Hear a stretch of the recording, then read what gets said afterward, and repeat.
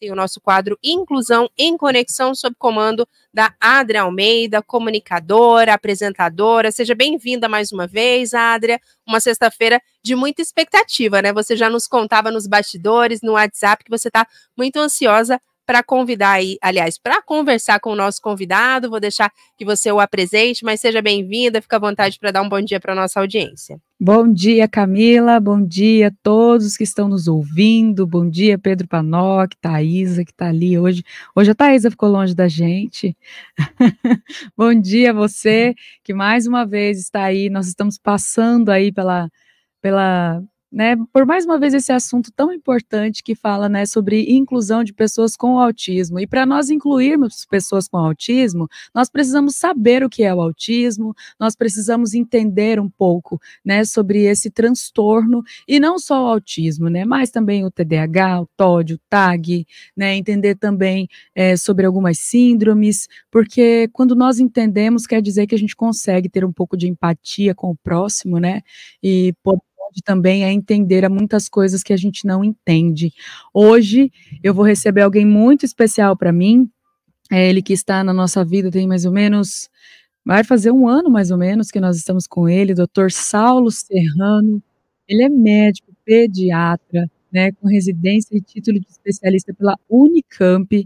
Ele também é pediatra do desenvolvimento da rede SARA de hospitais de reabilitação, né, ele foi pediatra lá de 2000 a 2007, rede SARA é um grande hospital ali na região do Nordeste, né, ele é professor da Faculdade de Ciências Médicas da AFIA, ele é médico do Centro de Referência Multiprofissional em Doenças Raras da Prefeitura de João Pessoa, e sim, ele é de João Pessoa, ele está num link com a gente, você vai ouvir um sotaque muito bom agora começando, e ele também é coautor do livro Simplificando o Autismo, que é um livro que tem, né, como coordenação do Dr. Tiago Castro, que também é um médico pediatra nessa área, especialista em autismo, e hoje nós vamos conversar com o Dr. Saulo Serrano, que tem pelo menos 30 anos de consultório médico, tem 30 anos que ele enxerga crianças, mas enxerga mesmo, ele não olha não, sabe, não passa o olho, não pega, ele realmente faz um exame além da conta. Bom dia, Dr. Saulo, seja bem-vindo. Bom dia, Adria, bom dia a todos, espero que estejam me escutando. Queria cumprimentar a todos do estúdio, a toda a audiência da CBN e dizer que é uma honra, sempre que você me convida, que eu sei o seu envolvimento com o autismo, principalmente, com a causa cada vez maior, que você tem muito a contribuir, eu tenho certeza, com a causa, inclusive aí na cidade de Cuiabá, uma cidade tão querida. Eu queria dizer que aqui não está chovendo, aqui vai dar praia, o sol está maravilhoso. Eu queria, hein, Adria? A gente podia ter feito um teletransporte para lá, né, Pedro Panoc? Uma CBN itinerante para a gente aproveitar essa prainha por aí também. Penso eu que vai dar praia hoje, mas assim, eu geralmente levo um clima diferente para Cuiabá. Quando eu fui o ano passado para Cuiabá, fazer uma palestra lá no Cine Teatro e fez muito frio. Fez frio. É verdade. O dia que fez frio em Cuiabá foi o dia que eu fui a Cuiabá. Então hoje está super nublado, está chovendo, olha. Mas seja bem-vindo, doutor Saulo, aqui é um prazer para a gente também estar conversando que o senhor esteja conversando, aliás, conosco ao longo aí da nossa transmissão. A Adria conduz brilhantemente aqui a nossa conversa, mas eu vou dando uns pitacos por aqui, Pedro Panoc também, convidando já o ouvinte a participar conosco, mas fica à vontade, Adria, e seja bem-vindo também, doutor Saulo. Doutor Saulo, eu gostaria de iniciar pedindo que o senhor fale, né, aos nossos ouvintes, a sua experiência com o transtorno espectro autista, qual foi o momento chave que o senhor viu ali dentro do consultório que estava começando a acontecer e que o senhor começou a diagnosticar, laudar, e o senhor começou a criar, né, uma rotina de tratamento para essas crianças, né? Como é que aconteceu isso? Qual é mais ou menos o ano, né, se o senhor se lembrar? Porque é importante a gente falar com os ouvintes sobre isso, porque até um tempo não se falava sobre esse assunto e é o que todo mundo fala. O que aconteceu que despertou, né, esse assunto em todo mundo e agora está na moda? Então a gente quer desmistificar essa questão de que o autismo está na moda, porque não não está. Ele sempre esteve presente e eu gostaria que um especialista falasse conosco sobre isso, por favor. O autismo é um transtorno do desenvolvimento. Então, assim, a criança que é autista, ela nasce autista, né? E ela afeta duas áreas, digamos assim, duas colunas. A criança tem dificuldades sociais de comunicação, isso pode ser visto desde os primeiros meses e anos de vida, e padrões restritos repetitivos de comportamento. Eu, como pediatra, há bastante tempo, como você mencionou, né, eu tenho que dizer que a pediatria é a área da medicina que cuida do crescimento e do desenvolvimento da criança. Então, a gente sempre esteve próximo do autismo nesse sentido. Existem outras especialidades que estão próximas também do autismo, como a neurologia infantil, a psiquiatria da infância e da adolescência. Sim. Acontece que, na minha formação como médico, há quase 30 anos, na faculdade, eu não vi autismo praticamente, né? Na minha residência médica, lá na Unicamp, em São Paulo, no interior de São Paulo, praticamente eu vi pouco autismo, né? Então, o autismo ficou mais à vista das pessoas, o autismo está mais em evidência, porque o diagnóstico está sendo feito, né? A gente tem uma série histórica feito pelo CDC, todo mundo conheceu o CDC depois da pandemia, que é o Centers for Disease Control, lá de Atlanta, nos Estados Unidos. Essa é uma série histórica feita desde o início dos anos 2000 e foi publicada pela primeira vez em 2004, que a prevalência do autismo naquele país era de 1 para 150 americanos. Em plena pandemia, dezembro de 2021, o mundo ficou perplexo quando saiu uma prevalência, um dado de 1 para 44 americanos. E em março do ano passado, bem recente, a gente tem um novo estudo de prevalência nos Estados Unidos, que a prevalência é de 1 para cada 36 pessoas. Ora, se a prevalência é de 1 para cada 36 pessoas, nos outros países não deve ser diferente, né? Então, a gente precisa falar e falar bastante sobre o autismo, porque uma prevalência alta dessa, sabendo que a gente, quanto fizer um tratamento mais precoce, a intervenção precoce, o diagnóstico precoce, a gente vai ter um prognóstico melhor. Então, a gente precisa falar bastante, não apenas no dia 2 de abril, que é o Dia Mundial da Conscientização sobre o Autismo, mas todos os dias, porque o autismo está aí no estúdio da CBN, o autismo está aqui, está ali na praça, está na escola, está em todos os lugares. Em todo lugar é lugar de autista. Então, levar em boa informação, com práticas baseadas em evidência em autismo, é a nossa obrigação, que a gente termina se aproximando cada vez mais, porque eu digo que a gente não procura o autismo que procura a gente, acha a gente, e a gente vai seguindo junto. Perfeito. E eu gostaria de, inclusive, complementar a sua fala, né, que o autismo está em todos os lugares e também a inclusão deve estar em todos os lugares, né, tanto aqui na Rádio CBN, quanto aí no consultório, quanto em escolas, igrejas, né, em centros de reabilitação, em hospitais, em clínicas, porque de fato hoje nós temos vivido, infelizmente, ainda uma exclusão. Né? Nós sabemos que tem vários pilares, né, que vem, né, da exclusão, depois a segregação, depois, né, um olhar para isso, e agora, que bom, nós já estamos falando sobre a inclusão, né, que é entender e aceitar as pessoas com neuroatipicidades e saber que existem pessoas diferentes e que elas precisam ser aceitas da forma que são, mas elas podem também acessar a um desenvolvimento neurológico diferente se nós, assim, concedemos um tratamento, temos uma equipe multidisciplinar que faça, né, esse acompanhamento. Doutor Saulo, ainda, né, nesse assunto, eu queria falar um pouco sobre o diagnóstico de pessoas com autismo, quando esse diagnóstico acontece, e como é que o senhor faz isso aí no seu consultório. É um exame clínico? Tem exames específicos para isso? O senhor pede esses exames? Queria que o senhor falasse sobre isso, por favor. Essa é uma excelente pergunta. Olha só, uma coisa que mais intriga os pais, os familiares, né, quando a gente fala de autismo, porque o diagnóstico do autismo ele não é categórico, né? Então, Adria, se você está com pneumonia, eu peço uma radiografia e te mostro olha, tá no pulmão direito. Se você está com infecção de urina, eu faço um exame de urina e vai sair na cultura de urina o nome e o sobrenome, não é só o nome, não. Sai o nome e o sobrenome da bactéria, né? E no autismo, não, né? O autismo diagnóstico, ele é clínico. Por isso até que possibilita a gente se conhecer. Eu aqui em João Pessoa, você em Cuiabá, Sim, e a gente, através de uma consulta por telemedicina, a gente terminou se conhecendo é e verdade.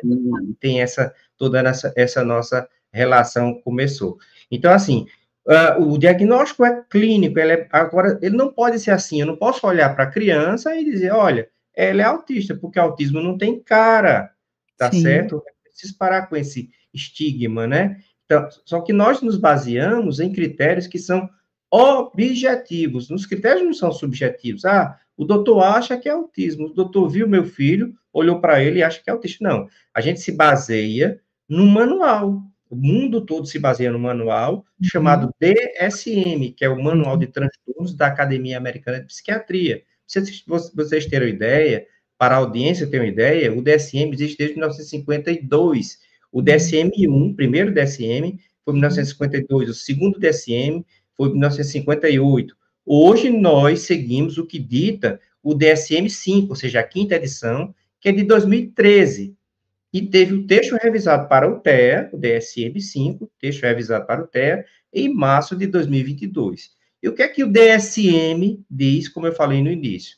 Para a criança ser autista ou para a pessoa ser autista, é preciso que ela tenha pelo menos 3 critérios A, pelo menos 2 critérios B. O que são isso? O que são esses critérios? Critérios A, dificuldades sociais e de comunicação.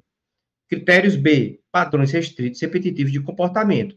Aí isso vai variar de criança para criança, porque não há nada que seja obrigatório de estar presente para a criança seja autista, e também não há nada que seja excludente. Então, infelizmente, a gente ainda tem muita gente com a ideia do autista lá da década de 90, do DSM-4, DSM anterior. Ah, aquela pessoa fala, então ela não pode ser autista, aquela criança fala, ela não pode ser autista. Mas veja só que curioso, tem criança que fala e é autista, por exemplo. Uma coisa, como a gente sempre diz, e vocês que escutam rádio, estão aí no estúdio, estão na rádio, uma coisa é falar, outra coisa é se comunicar. Então, existem problemas de comunicação que o autista tem, que a gente que tem experiência, a gente pode perceber, por exemplo, uma alteração de prosódia. Prosódia é a entonação, é a melodia da voz. Então, Sim. alteração de prosódia pode estar presente, uma literalidade. Olha só que interessante. Você pode perguntar para a mãe assim, olha, seu filho, ele é literal, ele tem literalidade, o que é isso? Dificuldade de entender ironia, uma piada, um sentido figurado, entendeu? É muito comum a criança autista, como ela não tem o controle inibitório lá do lobo pré-frontal, ela ser mais ingênua, ser mais, digamos assim, mais sincera, né, com os Muito outros. honesta, né? Muito honesta.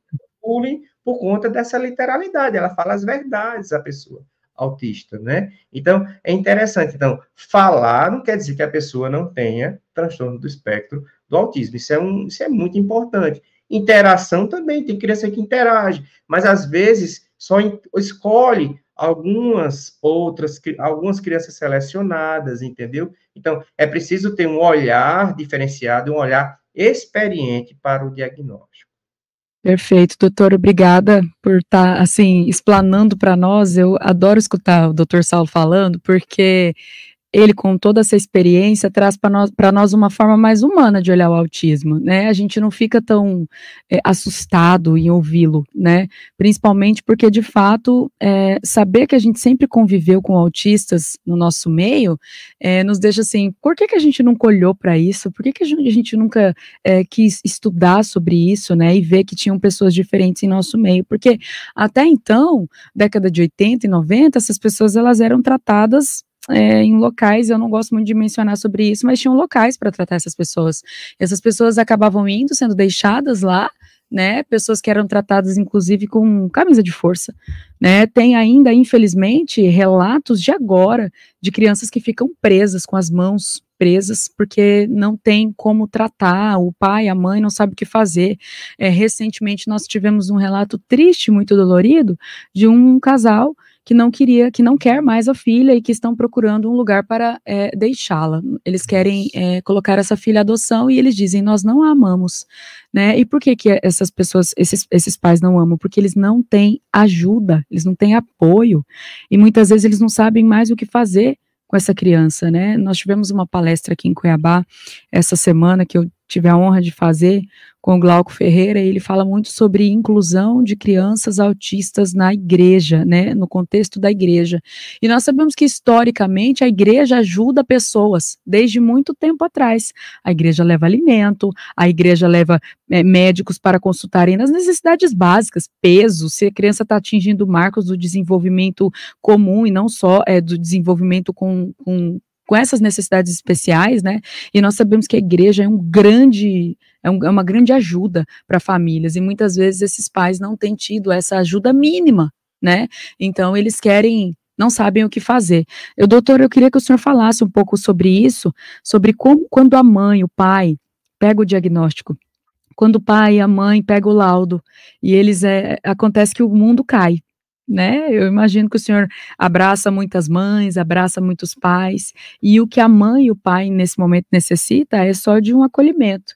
Eu queria que o senhor falasse, né, sobre esse acolhimento, sobre como é que o senhor fala com esse pai, com essa mãe, leve agora em tal lugar, porque eu mesma, nas primeiras vezes que eu fui em médicos aqui em Cuiabá, na minha cidade, eu fiquei meio sem saber o que fazer, né, porque não me explicaram como ia ser o próximo passo, não me falaram onde é que eu ia, não me falaram o que eu ia fazer depois, e aí então fiquei meio perdida, né, mas eu, Adria, sou uma pessoa extremamente objetiva e prática, né, não vivi o momento do luto, como vários e vários pais e mães vivem, eu não vivi o momento do luto, mas eu fiquei ali engasgada, o que é que eu faço agora?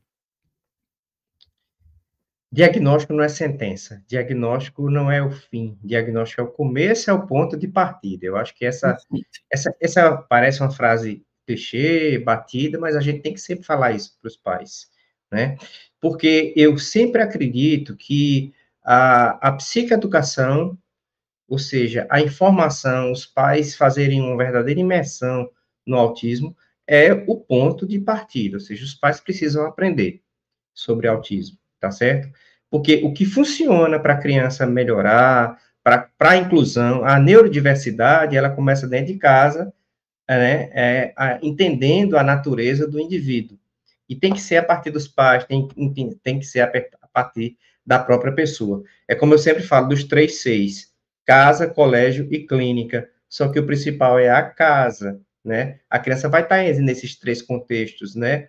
Mas em casa é o tempo maior onde a criança vai estar. Então, os pais realmente precisam aprender sobre autismo, tá certo? E o que você falou é muito importante, né? Porque a gente faz um laudo médico, a gente faz um diagnóstico, né, do autismo, a gente acolhe aquela família, explica como é que chegou ao diagnóstico. Olha, seu filho tem isso, é por isso que o diagnóstico foi feito. Não precisa fazer tomografia, eletrocefalograma, ressonância magnética, porque o diagnóstico é clínico só em casos selecionados. A gente vai fazer, às vezes, uma audiometria para ver a integridade da via auditiva, se é uma criança que é não verbal e é muito pequenininha, mas a partir do laudo médico, no laudo médico tem que constar as terapias, porque existe hoje realmente uma batalha muito grande das famílias atípicas com os planos de saúde, né? E os planos de saúde, eles, às vezes, eles querem brecar muito as terapias no TEA, porque a gente sabe, as práticas baseadas em evidências mostram que o que funciona no TEA é as terapias com ciência ABA. O que é isso, doutor Saulo? Ciência ABA. ABA é a abreviatura de Applied Behavioral Analysis, ou seja, análise do comportamento aplicado, é a ciência do comportamento, né? Então, a partir do laudo médico, que o médico pede as terapias do paciente, os pais, entendendo o que o filho tem, dirigem-se até uma clínica que possa oferecer as terapias com ciência ABA, porque fazer terapias ecléticas melhora, mas com ciência ABA melhora muito, muito, muito mais. Então, a gente tem que oferecer o melhor para a criança. Essa criança é avaliada por um profissional chamado analista do comportamento. Esse analista do comportamento é uma pessoa que fez formação em aba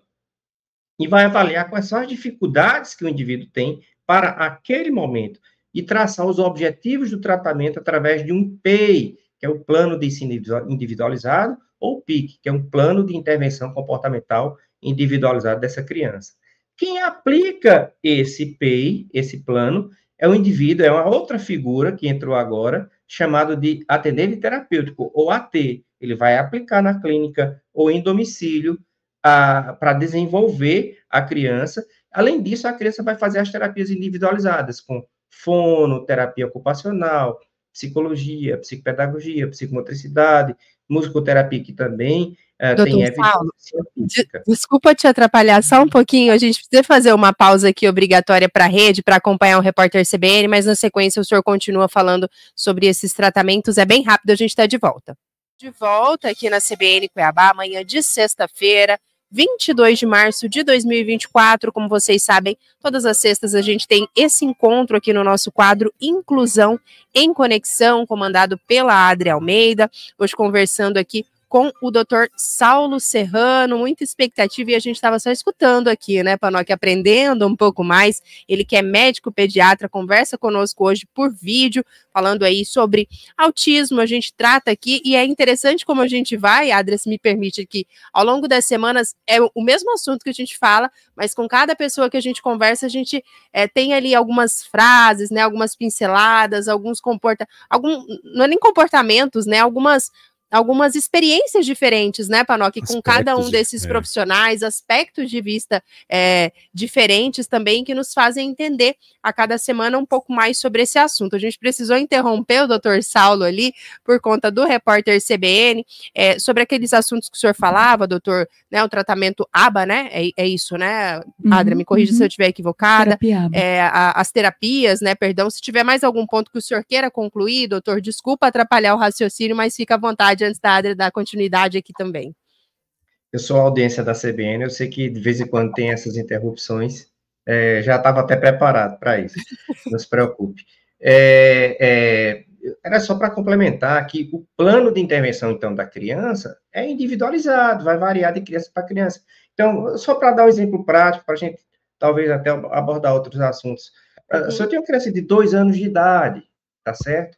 Que ela não fala, não interage, né? Então, o plano de intervenção comportamental dela vai ser diferente de um adolescente. O adolescente vai precisar muito de treino de habilidades sociais, por exemplo, né?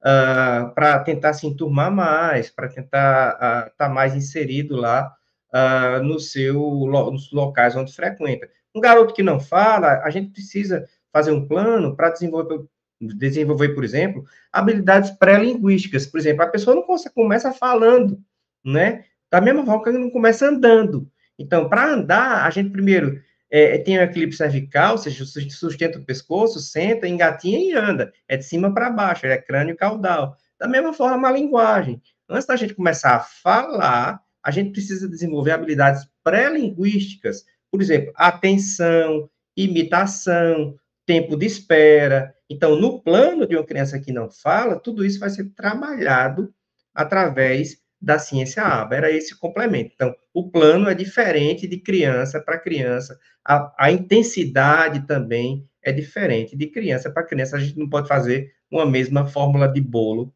para todo mundo.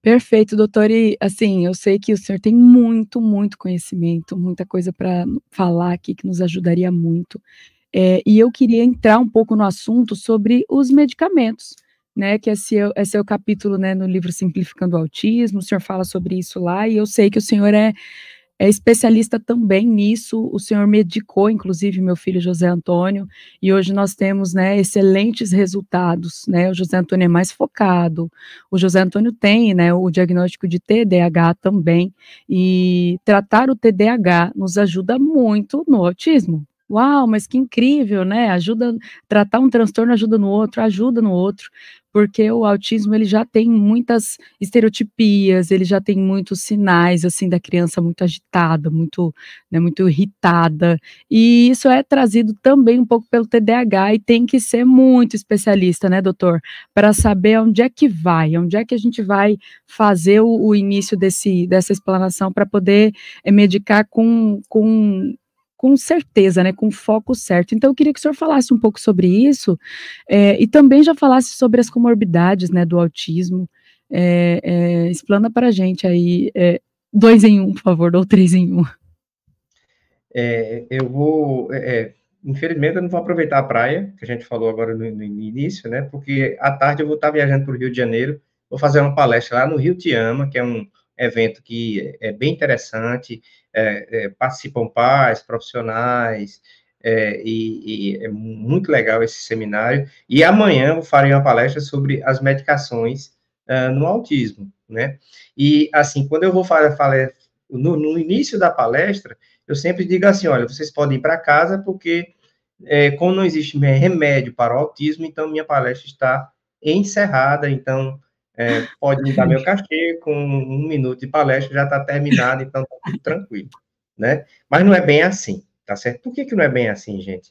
Porque 50 a 60% das crianças autistas utilizam alguma medicação, seja para tratar sintomas-alvo e comorbidades, que a gente pode falar mais para frente, tá certo? E 40% dessas, às vezes, utilizam até 2 remédios. Então, a gente precisa entender, precisa se inteirar sobre medicações. Ponto 1, não há medicação para os sintomas-alvo do autismo. Se existisse, gente, as clínicas não estariam lotadas, né? A Adri não estariam levando o José, o Joves lá todos os dias para a clínica fazer tratamento, entendeu? Para fazer aba. O que é padrão ouro são as intervenções comportamentais. Mas as medicações, elas são de grande valia quando bem indicadas. Por exemplo, se a criança tem uma agitação psicomotora muito grande, isso pode acontecer. Tem comportamentos de auto e heteroagressão. Existem medicações, como os antipsicóticos, que a gente utiliza em doses baixas, próprias para a criança, e a criança vai responder muito bem, até engajar melhor nas terapias.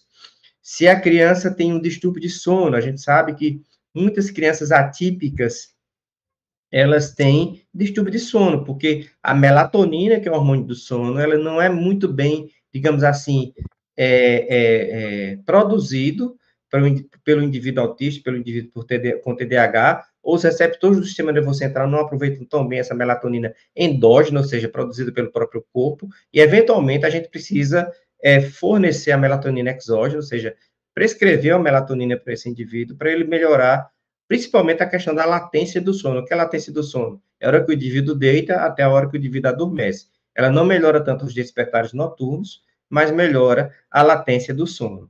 E sobre o TDAH, é interessante falar, né? TDAH é uma comorbidade extremamente frequente no TEA. Porcentagem, mais ou menos, doutor? Porcentagem do TDAH no TEA. E eu sou do tempo, eu já posso falar isso, né? Que eu já tenho bastante tempo de estrada, né? Eu sou do tempo que isso até 2013 não se aceitava, eram excludentes, TEA e TDAH. Ou a pessoa tinha TEA ou tinha TDAH. Eles não se combinavam. Hoje sabe-se que TEA, quando eu falo TEA, transtorno do espectro do autismo, e TDAH, transtorno de déficit de atenção e hiperatividade, eles têm a mesma base neuropsicológica, neurobiológica e neurocomportamental. Então, é muito comum haver essa comorbidade de TEA e TDAH. E agora a gente tem que lembrar que nem toda agitação psicomotora de um indivíduo autista é TDAH, nem toda desatenção de um indivíduo autista é TDAH. No TDAH, geralmente a gente faz o diagnóstico um pouquinho mais adiante, lá na idade escolar, com a tríade clássica sintomatológica de desatenção, hiperatividade e impulsividade. Quando a gente trata esse indivíduo que tem TEA, TDAH, com a medicação adequada, realmente a melhora é grande na escola, em casa, e até, como eu falei anteriormente, no engajamento para as terapias, né? Bom, eu que o diga, e agora eu quero falar de experiência própria. O que aconteceu na minha casa quando nós começamos a medicar o José Antônio, e o Dr. Saulo, ele foi fundamental para nos ajudar, né, no equilíbrio né, dessa medicação. Eu quero falar principalmente para você que está nos ouvindo, que às vezes começa um tratamento medicamentoso e não tem às vezes assim, uma resposta rápida, né, do seu médico, né, do profissional que está te acompanhando. Eu tive a graça de ter o Dr. Saulo ali o tempo todo, inclusive praticamente que instantaneamente ele nos respondia, nos ajudava. E o que aconteceu com o meu filho quando nós começamos o tratamento do TDAH? Ele ficou extremamente agitado, né? Eu reportava ao Dr. Saulo, falava, Dr. Saulo, ele vai descer a casa, ele vai derrubar tudo, socorro, né? Eu ficava desesperada, porque de fato foi algo bem difícil no início, um desafio, mas nós logo, por ouvir o Dr. Saulo, por ouvir a experiência dele com medicamentos, ele disse para mim, Adria, espera mais um pouco, aguenta mais um pouco, e nesse aguenta mais um pouco foi como se de fato virássemos uma chave, e o José Antônio começou a ter o ganho, né, dessa aplicação medicamentosa, a ter o ganho. O que é o ganho? Ele teve mais foco, ele teve mais calma, ficou um indivíduo mais calmo, mais tranquilo, porque imagina, gente, uma criança dessa vai para a escola com todos esses desafios de ter que ficar sentado, escutando a professora falar, sendo que ele não consegue, ele tem uma agitação motora enorme. Então, o medicamento, de fato, ajudou a gente a ter esse foco, essa calma, essa atenção um pouco maior, né? Inclusive, depois que ele começou a tomar, eu quero falar uma coisa para o senhor, depois que ele começou a tomar o remédio, ele começou a ter um foco tão grande que agora ele só tira 10 na escola. E eu tenho certeza que isso veio depois dessa ajuda, né? Ele colocou um foco na vida dele, que ele entendeu que ele conseguia. Olha que incrível. O meu filho de 7 anos entendeu que conseguia. Então, quando ele entendeu que conseguia, ele falou, ele colocou um foco na vida. Mãe, as minhas notas a partir de hoje vai ser só 10. Eu falei, não, filho, mas não tem necessidade, você pode tirar um 8, que tá tudo bem, até um 7 tá ótimo. Não, eu vou tirar só 10. E a partir de então, do terceiro bimestre do ano passado, que foi mais ou menos a época que ele começou a fazer o uso do medicamento, ele começou a tirar só 10, mas por mérito dele, porque ele sentava e estudava, ele sabia que precisava disso, e a ajuda foi do medicamento. Daqui a pouco, né, doutor, eu acredito que nós vamos poder fazer o desmame. Fala para nós sobre o desmame do medicamento, eu sei que não é agora, tá?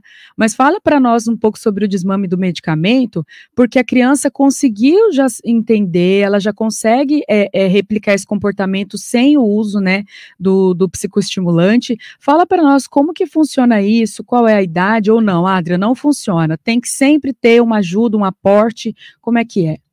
Só aproveitar, doutor Saulo também, para falar um pouquinho também sobre um passo antes da pergunta da Adria, doutor, mas só para saber também para a nossa audiência, o uso, né, a administração desse medicamento, ela precisa ser discutida também com toda uma equipe disciplinar que acompanha aquela criança. Queria que o senhor desse um detalhe também sobre isso, opiniões, não sei se é essa a palavra correta, da família, também contam nesse caso, ou vale aquilo que a equipe disciplinar mesmo adota como procedimento mais adequado para aquela criança, aquele adolescente, enfim, queria que o senhor também emendasse aí essa dúvida na pergunta da Adria.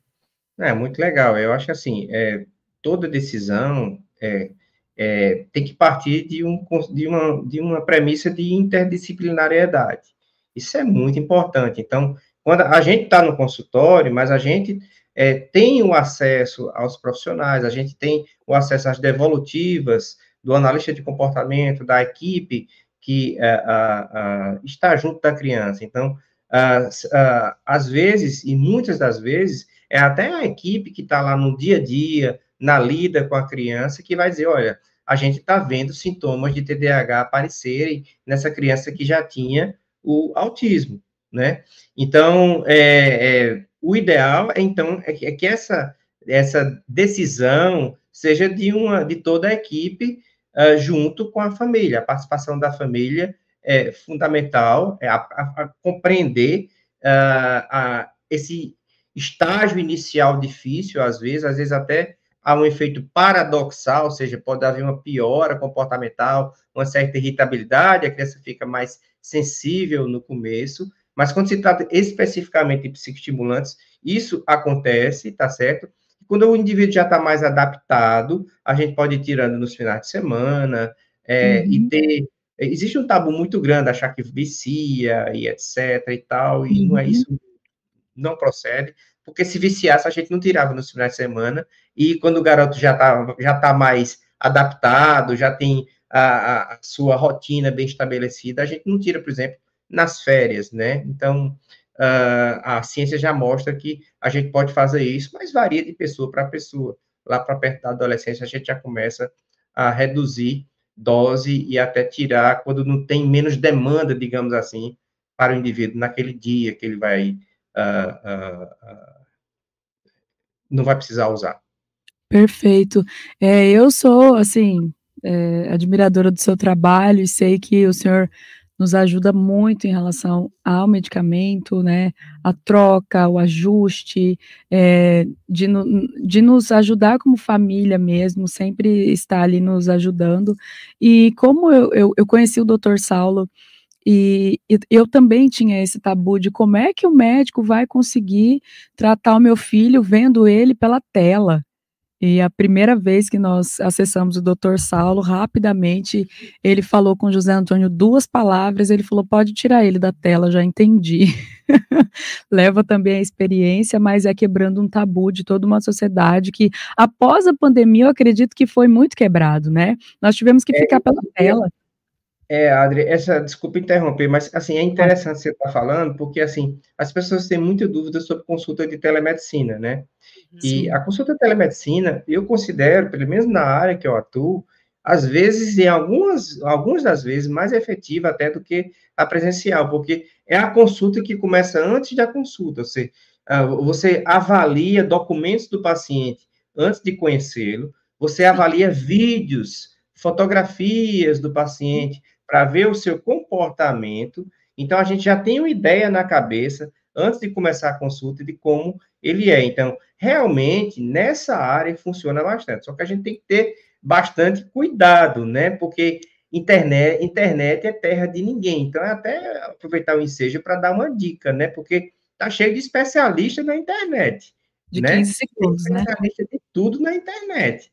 Então, médico especialista nisso, naquilo outro, é só o que tem. Então, deixa eu dar só 2 dicas. Primeiro, você viu um médico, se interessou, lá no portal do CRM, você pode acessar, digitar o nome do médico e ver se ele tem uma coisa chamada RQE, se ele é especialista em algo, tá certo? A plataforma Lattes do CNPq mostra o currículo do indivíduo, fala onde ele trabalhou, os artigos que ele publicou, a experiência dele na área, ou seja, se ele fez um curso de 6 meses, escutando na velocidade 2, ou se ele tem realmente experiência na área, né? Então, é uma dica que eu sempre dou para os pais, né? Porque às vezes os pais procuram, acham bonito lá a foto, né? Muito bem produzida, de gravata, terno e etc.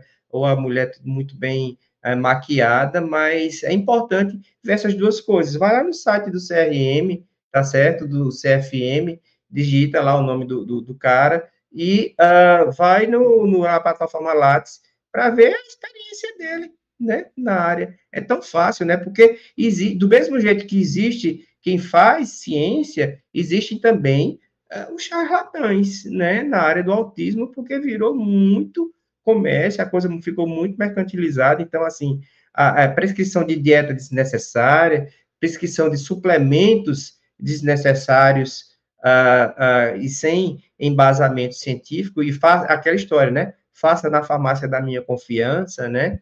Então, a gente tem que ter muito cuidado com isso. Perfeito. É um alerta. Pedro Panocchi, tem algum detalhe aí, alguma curiosidade? Tá quietinho, prestando atenção aí do Dr. Saulo. Daqui a pouquinho tem uma pergunta também que mandaram aqui pelo WhatsApp, mas fica à vontade. Dr. Saulo, você falou dessas abordagens todas, né, em relação às intervenções farmacológicas. Qual que é, nesse momento, um panorama, digamos assim, dessas abordagens no tratamento ao autismo, né? Você já deixou claro ali, não tem uma cura. Eu sei que os pais procuram, né, entender essa situação, mas tem tratamentos. O quanto tem avançado? O senhor tem uma longa experiência no sentido de trazer esses medicamentos para auxiliar, né, na condição ali de quem está no espectro. Existe uma evolução através do tempo, que o senhor pode dizer assim, não, no início tinha determinados remédios que foram, a partir de determinado momento, evoluindo, e que se isso tende a crescer também do ponto de vista de evolução, para ajuda no tratamento com a pessoa no espectro, doutor. Pedro, a ciência era, todo dia sai um artigo sobre determinado medicamento, todo dia a gente está, por exemplo, existem estudos, por exemplo, com a ocitocina, que é um neuropeptídeo, existe estudo com metformina, que é um remédio para diabetes tipo 2, existem estudos com remédios para Alzheimer, com bumetanida, que é um diurético de alça, né? Existem diversos estudos sobre canabidiol, que há quem pense que é a panaceia, mas não é bem assim. O canabidiol é prática baseada em evidência para epilepsias de difícil controle, como síndrome de Dravet, síndrome de Lennox-Gastaut, e epilepsias de difícil controle. Mas no autismo ainda não é primeira opção, às vezes as mães acham que é até um remédio natural, mas não é natural, isso é uma discussão bem extensa, né? Então, assim, a gente tem estudos sendo feitos, essa minha aula, todo mês eu tenho que modificar, porque tem droga nova chegando, mas o que eu posso dizer da minha experiência é o seguinte, como as intervenções não comportamentais, melhor dizer, as intervenções comportamentais, melhoraram tanto, e hoje sabe-se que o padrão ouro, o Golden Standard, é realmente as intervenções com ciência ABA, hoje eu prescrevo menos remédios do que eu prescrevia há 10 anos. 10 horas em ponto, doutor. Eu sei da agenda apertada do senhor, os compromissos, mas o repórter está chegando. Vou pedir para o senhor ficar só mais uns minutinhos conosco para a gente voltar e dar tempo de se despedir com tranquilidade, o senhor trazer as considerações. Pode ser, Adria? Vamos fazer aquela pausa. Perfeito. E já voltamos. Intervalo rapidinho de volta aqui na CBN Cuiabá. Nessa manhã, no nosso quadro Inclusão em Comunicação, a Adria trouxe... Inclusão em conexão. Confundi todas as palavras aqui.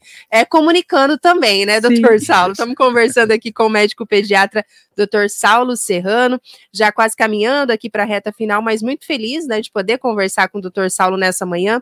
Não sei se você ainda tem algum questionamento, Adria, mas a Silvana, ela mandou uma pergunta aqui, doutor Saulo, se tem alguma relação de autismo e casos de depressão, se é comum também a ocorrência em crianças e se nesses casos também é indicado o tratamento com remédios. Ela faz um combo de perguntas aqui, mas principalmente destacando isso, né? Se há uma relação, tem como fazer essa correlação de autismo e casos de depressão quando a gente fala dos pequenininhos, principalmente. Boa pergunta. Isso é uma das comorbidades, né? Quando a gente fala de autismo, né? A Adria até pediu para falar das comorbidades. Transtorno de ansiedade, depressão, transtorno de humor. Por quê? Por um simples motivo. Geralmente, a depressão, ela chega naquele garoto perto da adolescência ou na adolescência que não tem o diagnóstico. No indivíduo que a gente chama de nível 1 de suporte. Quando a gente vai falar do autismo, que antes a gente falava de grau leve, moderado e grave, hoje a gente chama nível de suporte 1, 2 ou 3, tanto maior o número, melhor dizendo, quanto maior a necessidade de apoio que o indivíduo precisa. Naqueles indivíduos nível 1 de suporte, digamos que ele não é muito bem visto na primeira infância, não é? E a coisa só começa a aparecer, principalmente na mulher, que ela tem um efeito de masking, de mascarar, tá certo? Na adolescência.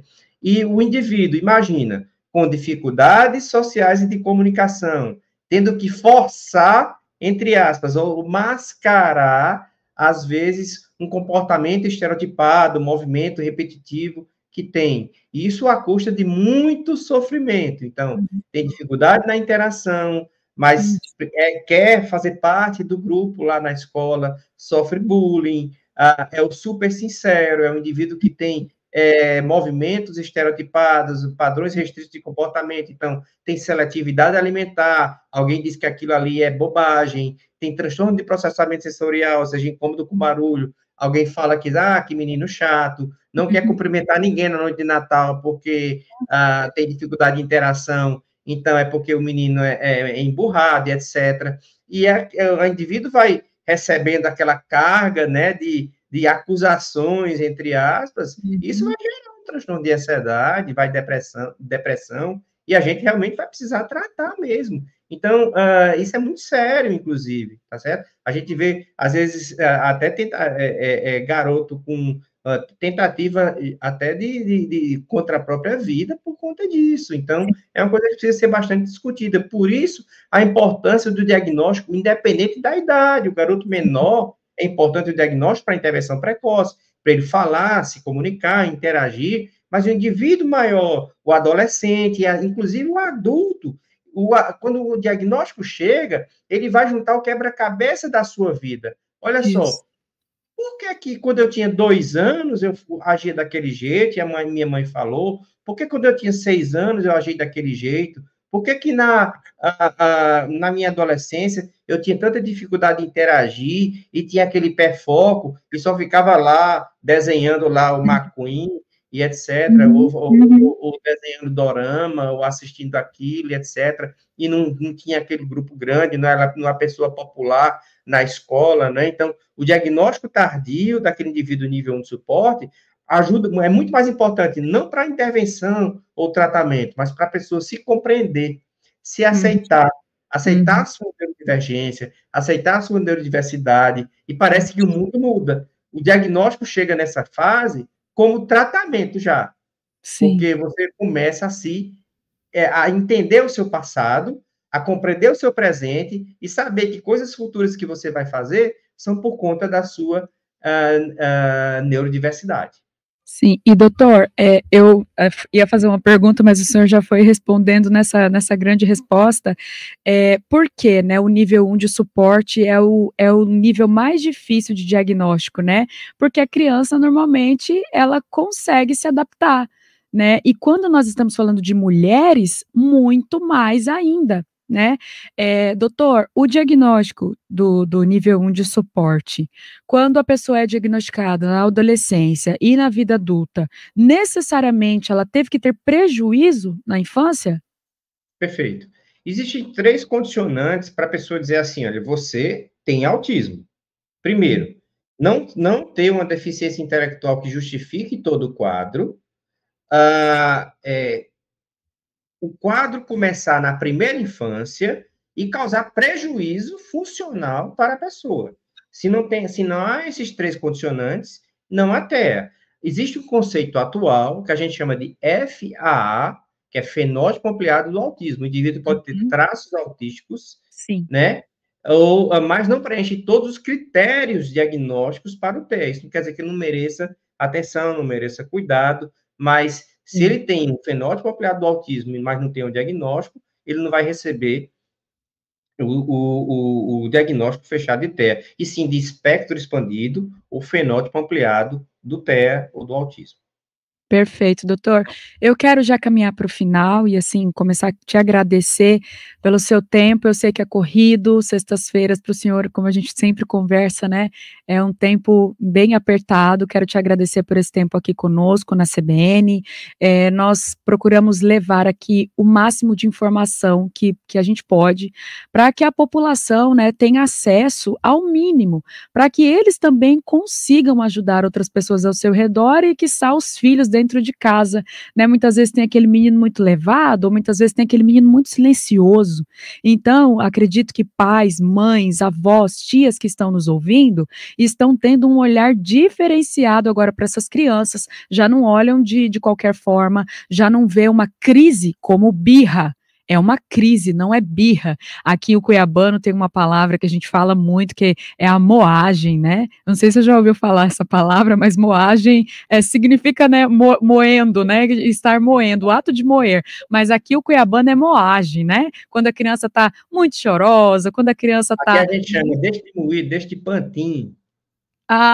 Que é a moagem. Então, assim, essa família e esses familiares estão começando a enxergar as crianças dessa forma. E eu fico muito feliz de trazer esse assunto aqui à tona, de cada vez mais, né, a população estar escutando, estar ouvindo e prestando atenção nisso.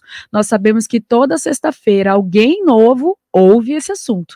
Alguém que está passando pela rádio CBN fala, opa, eu já vi alguém assim, ou eu mesmo sou assim, sabe? E foi dessa forma que muitas pessoas foram diagnosticadas na vida adulta, porque normalmente, quando nós somos adultos, a última coisa que a gente vai olhar é o nosso lado emocional, e a gente só vai deixar para cuidar disso, infelizmente, quando a gente está no estado depressivo, ou quando já estamos em depressão, ou quando estamos passando por um outro problema e que a gente não conseguiu saída, né? Eu costumo dizer que o adulto autista, quando ele tem o diagnóstico, ele entende a vida dele de trás para frente, sabe? É como se a gente fosse abrir uma revista e o autista visse a revista de trás para frente, porque é assim que ele faz. Eu conheço pessoas que fazem isso, que leem a revista de trás para frente. Então, por que isso? É normal? Não é normal, todo mundo abre a revista do começo, eu dei um exemplo simples aqui, mas tem várias coisas, indivíduos que repetem comportamentos, né, adultos, estou falando de adultos agora, indivíduos que repetem comportamentos, você pode olhar isso e pode desconfiar, talvez você esteja no fenótipo ampliado, ou talvez você sempre foi autista nível 1 de suporte e não soube, não teve alguém que te desse, né, esse suporte. Te agradeço, Dr. Saulo, queria trazer o senhor aqui toda sexta-feira, mas eu sei da sua agenda, obrigada, e obrigada também à população, né, de João Pessoa, que tem um médico tão experiente e tão humano como o senhor, e nos cedeu aqui esse tempinho para a gente. Muito obrigada. Eu que agradeço, toda a bancada, agradeço a acolhida de vocês, e você sabe que você é uma querida, Adriatinha, você tem a minha admiração sempre, conte comigo, tá certo? Para essa e para as outras, e eu tenho certeza que você tem muito a contribuir aí com o projeto aí, que vai sair lá para outubro e vai dar tudo certo, eu estou aqui na torcida, né? Essa pré-candidatura aí vai ser muito importante para as famílias atípicas. Obrigada, doutor. Obrigada, doutor Saulo. Mandar um abraço também para o Breno Pereira, tá lá em Petrolina. Parabéns pela entrevista de hoje, muito boa, sensacional. A cada sexta-feira o quadro Inclusão em Conexão está melhor. Um abraço, doutor Saulo, a equipe toda da CBN aqui em Cuiabá fica muito feliz pela disponibilidade do senhor em conversar um pouquinho conosco. Muito obrigado. Obrigada, bom dia de trabalho. Obrigada, Adria, mais uma vez. Sexta-feira a gente está de volta por aqui. Como é teu nome? Esqueci. Emani. Emily. Obrigada também pela companhia.